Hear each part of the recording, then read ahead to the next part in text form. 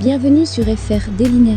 Notre actualité d'aujourd'hui parlera de « Demain nous appartient », Spoilé, Juliette et les enfants sauvés, Sacha en cavale. Manon a apporté une ordonnance à Timothy et a contrefait la signature de son père pour modifier l'ordonnance. Pour mémoire, Victor a demandé à son fils de se procurer à la pharmacie un médicament spécifique dont il aurait besoin à l'hôpital pour simuler une crise cardiaque.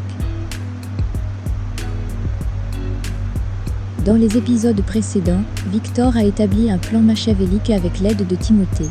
À l'aide d'une potion qu'il pourra se procurer, il simulera une crise cardiaque et pourra s'évader de prison pour vivre avec Timothée. Qui ne supporte pas d'être obligé de s'éloigner de son père et de rejeter complètement toutes les solutions qui lui ont été proposées. C'est d'autant plus urgent qu'il est désormais incité à se rendre dans un établissement spécialisé après avoir été sobre la veille. Timothée s'est vraiment mise en colère contre Lou quand elle a préparé sa boîte pour son déménagement. Et en apprenant la nouvelle que Manon va décider de lui venir en aide en falsifiant une ordonnance de son père, cette fois tout a fonctionné et le plan de Victor peut commencer. Quant aux enfants de Sacha, ils sont désormais hors de danger après que leur propre père a tenté de les empoisonner avec des crêpes.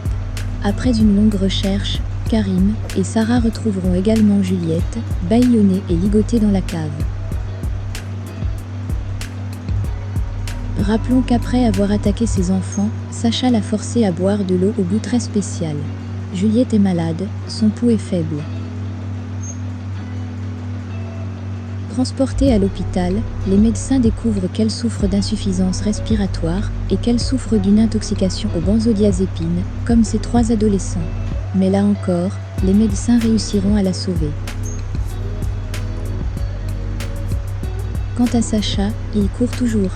Alors que Karim n'a pas réussi à le poursuivre, lorsque la police est arrivée à son domicile, un retrait au Cap d'Agde remettrait les enquêteurs sur sa piste. Il a retiré le montant maximum autorisé, qui était de 300 €, et n'avait pas de voiture. La police pensait pouvoir le coincer assez facilement. Cela ne tient pas compte du fait que cette femme va l'emmener faire un tour. Une façon de s'enfuir à nouveau, et peut être de retrouver en elle sa future victime.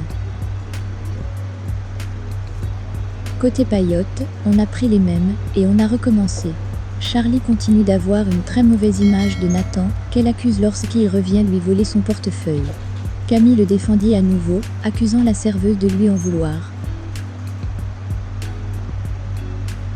Et c'est vrai que Camille et Nathan retrouveront le portefeuille de Charlie dans le sable, un peu plus tard. Le seul problème est le manque de 50 € qui y contient. Charlie n'est pas dur, et croit toujours que Nathan Lee a envoyé exprès juste, avant que Camille ne le trouve. Une façon comme une autre de montrer que ce n'est pas pour rien.